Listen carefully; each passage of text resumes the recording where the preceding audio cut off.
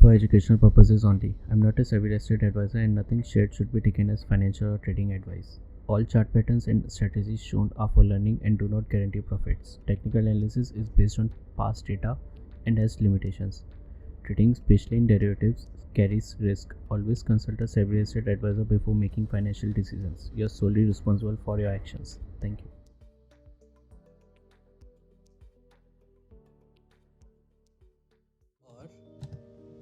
जो मेरा वॉल्यूम था वो भी अबव एवरेज है, जो पूरे ड्यूरेशन में ही है, यहाँ से लेकर यहाँ तक अबव एवरेज ही है। सो अगेन ये भी मेरा अबव एवरेज। अब मेरा EMA का निकालने का होगा। अभी मैं ये सारे हटा दूंगा क्योंकि मुझे ये कुछ भी नहीं चाहिए। अभी चाहिए मुझे EMA 513 और 26 EMA निकाला हुआ है, ठीक है। उसको जब डालोगे तो एक ही साथ तीनों लाइन आएंगी। इसको 1 मंथ में कर दो तो थोड़ा समझ में आएगा। आप स्विच कर सकते हो हमेशा 1 मंथ और 3 मंथ के बीच में, एज लॉन्ग एज आपका दोनों बुलिश दे रहा है ना, डबल स्क्रीन डिसीजन के अकॉर्डिंग। अगर दोनों बुलिश दे रहा है ना, दोनों में मतलब आपने जो लाइंस ड्रॉ करी थी ना, हायर हाई हायर लोज, वो 1 मंथ में भी अगर सेम देगा, ये 1 मंथ वाले में लेंगे तो उसमें भी इक्वल देगा, और इसमें भी अगर इक्वल दे रहा है उसमें भी अप ट्रेंड दिखा रहा है। इसमें तो क्लियर कट दिख रहा है कि ऊपर जा रहा है। कई बार स्टॉक्स में नहीं पता चलता है, कभी अप ट्रेंड आ रहा है, कभी थोड़ा डाउन आ रहा है, कितना डाउन जा रहा है कितना अप, तो वो सब देखना पड़ता है। तो मैं 1 मंथ वाले में देखूंगा। मुझे देखना है इस डिसीजन शीट के according EMA of A chart pattern of A retracement और डाइवर्जेंस, ठीक। तो EMA, अच्छा EMA का मतलब क्या हुआ, देखो पहले मैं ये हाइड करता हूँ। इसका प्राइस को हाइड किया मैंने, ठीक है, प्राइस को हाइड किया है, सिर्फ EMA दिख रहा है मुझे अभी यहाँ पे। अभी देखो यहाँ पर मुझे 3 EMA दिख रहे हैं एक साथ, 5, 13 और 26। ये स्टैंडर्ड रहते हैं और मोस्टली यही यूज़ होते हैं। और इसका मतलब क्या होता है, 5 EMA का मतलब हुआ कि पिछले 5 दिन के, अभी अज्यूम करते हैं एक सिनेरियो, 5 दिन हर एक कैंडल आपकी जो 5 है ना, वो 5 डेज़ मान लो उसको। आपने पिछले 5 डेज़ का ही टेस्ट दिया, और 5 डेज से आप एक टेस्ट दे रहे हो, ठीक है, और एक टेस्ट दे रहे हो आप पिछले 13 डेज से कंटिन्यूस, हर एक दिन एक एक टेस्ट दे रहे हो, ठीक है। डे 1 ने आपने एक टेस्ट दिया, डे 2, डे 3, डे 4, डे 5, अलग अलग दिन 5 टेस्ट दिए वो, ठीक है। और ये 13 दिन तक आपने कंटिन्यूस टेस्ट दिया अलग अलग सब्जेक्ट्स में, और यहाँ पे 26 दिन का दिया, ठीक है। तो अभी क्या हो रहा है, आपने जो पिछले 5 दिन में जो टेस्ट दिए हैं उसमें आपका जो एवरेज आया वो सबसे अच्छा एवरेज है। ये सब जो रेड लाइन है वो 5 दिन का है, वो उस कलर से डिटरमिन हो रहा है, ठीक है। ये पहला जो 5 दिन वाला है वो रेड कलर का है, 13 डेज़ का ऑरेंज कलर का है, और 26 डेज़ का सियान कलर का है, ठीक है। ये ब्लूइश सियान क्या बोलते हैं उसको, जो भी। तो जो 5 डेज़ का जो एवरेज है आपका, टेस्ट जो दिया आपने 5 दिन एक एक करके, उसका एवरेज आपका सबसे अच्छा था, क्योंकि आपने इससे पहले जो 13 दिन का था उससे अच्छा है, क्योंकि आपका जो यहाँ पे परफॉर्मेंस थी टेस्ट की, इधर थी, वो इतना ख़राब मार्क्स आए थे कि उसका पूरा का पूरा एवरेज ही डाउन हो गया, ठीक है। पर पिछले 5 दिन में जो टेस्ट दिए थे उसका आपका परफॉर्मेंस इतनी अच्छी रहेगी, आपका एवरेज ऊपर है। सिमिलरली आपने जो ये वाले टेस्ट दिए थे पिछले 26 डेज़ के, उनकी तो और ही हालत ख़राब थी। तो पिछले 26 डे लास्ट, मतलब आज से 26 डेज बैक आपका जो परफॉर्मेंस थी टेस्ट की वो बहुत ख़राब थी। 25, 24 ये सब बहुत ख़राब थी। और एक्सपोनेंशियली मूविंग एवरेज लेते हैं इसको, क्योंकि एक्सपोनेंशियली का मतलब हुआ कि जो आपने लेटेस्ट टेस्ट दिया है उसमें जो मार्क्स आए उसको सबसे ज़्यादा वेटेज दिया जाएगा। जो सबसे पुराना टेस्ट होगा आपने उसके ऊपर इम्प्रूव कर दिया तो उसको एक्सपोनेंशियली आप रिड्यूस करते जाते हो उसका वेटेज, जो पुराने वाले रहते हैं। जो सबसे पास रहते हैं उसका वेटेज ऑटोमेटिकली सबसे ज़्यादा वेटेज रहता है उसका, सबसे ज़्यादा तवज्जो दी जाती है उसका, सबसे ज़्यादा इंपॉर्टेंस दिया जाता है उसको। तो एक्सपोनेंशियल मूविंग एवरेज वो हमको बताता है कि आपकी लेटेस्ट परफॉर्मेंस इम्प्रूव हो रही है या डिक्रीज हो रही है, ठीक है। अब इसमें मेन क्या है, जो 5 EMA है, अगर इससे वही कंक्लूजन होगा, अगर 5 EMA है 13 EMA के ऊपर तो आपका 5 दिन का परफॉर्मेंस बहुत अच्छी है पिछले प्रीवियस 13 डेज से, which is better than previous 26 days, मतलब आपकी परफॉर्मेंस इंक्रीज होते जा रही है, ठीक है। As compare to previous areas आपकी वो परफॉर्मेंस इंक्रीज होती जा रही है। इसका क्या फ़ायदा होता है, इसमें एक तो हमको ट्रेंड, जो अप ट्रेंड हमने प्राइस एक्शन से निकाला था, उसका कंफर्मेशन मिला कि हाँ मेरा एक्चुअल में जो ये मूवमेंट ऊपर आ रहा है वो एक्चुअल में अप ट्रेंड है, अप ट्रेंड का कंफर्मेशन मिला।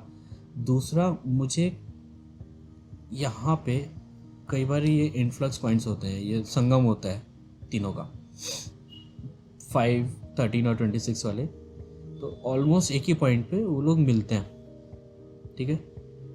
इसमें कम जगह पर है, एक यहाँ पर है और एक यहाँ पर, डाटा कम है उसमें, हो सकता था।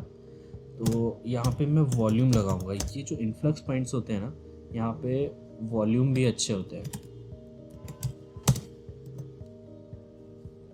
आने दो, वॉल्यूम आने दो, आ रहा है। हाँ, अब मैं 3 मंथ वाला लेता हूँ फिर से। तो मेरे जो ये वॉल्यूम रहेंगे ना, अब मुझे फिर से बुलाना पड़ेगा। सेटिंग में गए, वॉल्यूम का मूविंग एवरेज लगाया और ये आया। तो ये जो आ रहा है ना यहाँ पे इन्फ्लक्स पॉइंट जो मैंने मार्क किया था लास्ट में, वहाँ पे देखो एवरेज कितना अच्छा है मूविंग एवरेज से, ये भी ऊपर ही है, ठीक ठाक है, अच्छा एवरेज आता है हमेशा। तो जो 1 मंथ का जो ये जो इन्फ्लक्स पॉइंट्स होते हैं ना मूविंग एवरेजेस के, 1 मंथ का लगाया मैंने उसमें, ठीक है। फिर से ये 1 मंथ, तो वहाँ पे एवरेज अच्छे रहेंगे हमेशा, अगर रहेंगे तो अच्छा है ऐसा, ठीक है। और नहीं होते तो कोई वैसा वो नहीं है, बट वो है तो और अच्छी बात है, मतलब आपको वो बुलिश ट्रेंड का, वो अप ट्रेंड का कंफर्मेशन इंश्योर होते जा रहे हो आप, ठीक है। तो EMA में मैं क्या करूँगा, पॉजिटिव क्रॉसओवर था वे 5 EMA, हो मैंने सब टाइप कर रखा है ना। हाँ, तो यहाँ पे मेरा अच्छा पॉजिटिव क्रॉसओवर तो था, जो ये संगम हुआ जहाँ पे इन्फ्लक्स पॉइंट था ये वाला, उसको गोल्डन पॉजिटिव क्रॉसओवर बोलते हैं, गोल्डन क्रॉसओवर बोलते हैं। पॉजिटिव इसलिए हुआ क्योंकि 5 डेज़ का मूविंग एवरेज, मतलब पिछले जो अभी की लेटेस्ट परफॉर्मेंस है 5 दिन वाली, वो मेरी बहुत अच्छी है, और as compare to last previous 13 और प्रीवियस 26 कैंडल्स। इस पॉइंट को, इस इन्फ्लक्स पॉइंट को गोल्डन क्रॉसओवर बोलते हैं। अब ये 5 वाला, अच्छा ये उसको आइडेंटिफाई करने के लिए एक और तरीका है, जो बहुत ज़्यादा जैगर्ड लाइन होती है ना, वो चाहे एवरेज कहीं किसी का भी एवरेज हो, कोई भी हो, अगर वो छोटा है तो वो बहुत जैगर्ड रहेगा, टू टू टू टू ऐसा बहुत मूवमेंट करेगा। जो 13 वाला है वो उससे कंपेरेटिवली थोड़ा स्मूथ होगा, जो सबसे बड़ा वाला होगा एवरेज, वो काफ़ी स्मूथ रहेगा हमेशा, ठीक है। वो एज़ कम्पेयर टू दिस, वो दोनों का तो विजुअली भी आप थोड़ा एस्टिमेट लगा सकते हो कि कौन सा 5 कौन सा 13, और ये नहीं हो तो यहाँ पे ये देख लेना है इनका तीनों कलर्स को, तो एक वो होता है, ठीक है। ये हो गया मेरा गोल्डन। अभी मेरा EMA का काम ख़त्म, क्या हाँ ख़त्म, ठीक है। और वॉल्यूम को भी मैं अभी बाद में लाता हूँ। प्राइस एक्शन कहाँ गया, चार्ट ही खाली हो गया। हाँ, तो ये ड्राइंग्स भी नहीं चाहिए अभी। अभी मैं इसमें चार्ट पैटर्न देखता हूँ। चार्ट पैटर्न मुझे 2 दिख रहे हैं इसमें। एक चार्ट पैटर्न इधर है, इसको क्यों नहीं लूँगा मैं, वो भी एक्सप्लेन करूँगा। राइट शोल्डर का टॉप, नेकलाइन, ठीक, neckline, left shoulder, neckline, head,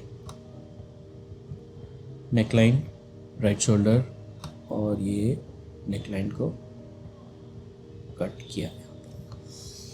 ये है inverted head and shoulder, inverted head and inverted shoulder as well. हाँ, अभी इस ट्रेंड को मैंने क्यों लिया और क्यों नहीं लिया दोनों बताता हूँ। मैंने क्यों लिया, जो हेड होता है इसका, पहले क्यों लिया वो बताता हूँ। जो इसका हेड की हाइट होती है, हेड की हाइट का हाफ डिस्टेंस, हेड की हाइट का,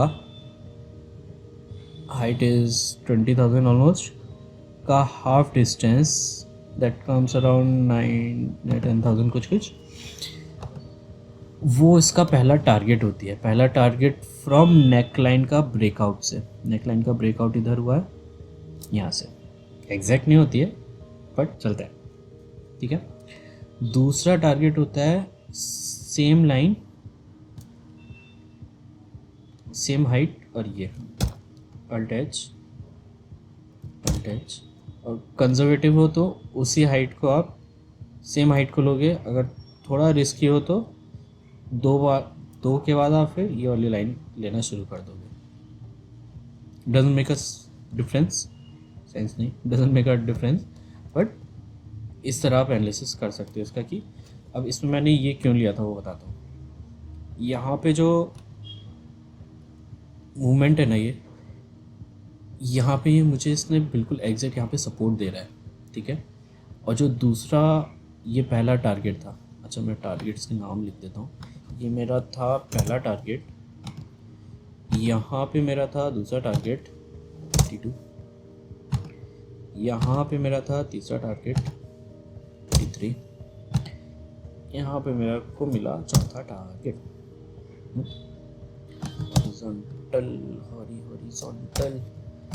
हॉरिजॉन्टल आया। यहाँ पे जो T4 मिला ये मेरा अगला टारगेट है। अब देखो ये मुझे क्यों पसंद आया, मुझे नहीं बनाने देता यहाँ पे। एक्चुअली क्या है, जो ये वाले पैटर्न्स है, head and shoulder, inverted head and shoulder हो गया, डबल बॉटम हो गया, राउंडिंग बॉटम हो गया, या head and shoulder double top rounding bottom, ये सारे सिर्फ इतने ही फ्लैग को छोड़ के, ये सब रिवर्सल पैटर्न्स हैं। बुलिश या बेयरिश तो है ही, वो रिवर्सल पैटर्न्स है। हेड एंड शोल्डर अगर मुझे ऊपर की साइड मिलता है हेड एंड शोल्डर तो वो बेयरिश है, ऊपर मतलब टॉप ऑफ द ट्रेंड मिलेगा, उसके बाद हेड एंड शोल्डर बना, उसके बाद थोड़ा बहुत प्राइस एक्शन हुआ, वो उसके बाद फिर नीचे ही आना है मोस्टली, वो बेयरिश पैटर्न होता है। बेयरिश रिवर्सल पैटर्न्स होते हैं। बुलिश रिवर्सल पैटर्न हमेशा बॉटम ऑफ द ट्रेंड मिलेंगे, बॉटम ऑफ द ट्रेंड मिलना चाहिए था ये, पर ये मुझे मिला है अप ट्रेंड के बाद साइडवेज में, ये नहीं होना चाहिए, इसलिए मैं इसको इग्नोर करूँगा। लिया क्यों था मैंने, क्योंकि मुझे ये टारगेट्स मिल रहे थे अच्छे अच्छे। ये जो पहला टारगेट होता है इसका हेड का हाफ डिस्टेंस का, ये मुझे यहाँ पे मिला, बट वो बॉटम वाला नहीं था ये ट्रेंड, ये जो पैटर्न होता है चार्ट पैटर्न ये वाला। और ये वाला टारगेट मिला मुझे, दूसरा भी मिला, तीसरा भी बिल्कुल कितने उसके एग्जैक्ट जा रहे हैं वैसा, उसको बिल्कुल कवर कर रहा है ऑब्वियसली, तो और चौथा भी शायद करेगा। तो ये पैटर्न कभी भी बन सकता है, वो ठीक है, बट उसको यूज़ नहीं करना है मुझे। This video is for educational purposes only. I'm not a savvy estate advisor. Nothing shared should be taken as financial or trading advice. All chart patterns and strategies shown are for learning and do not guarantee profits. Technical analysis is based on past data and has limitations. Trading, especially in derivatives, carries risk. Always consult a savvy estate advisor before making financial decisions. You're solely responsible for your actions. Thank you.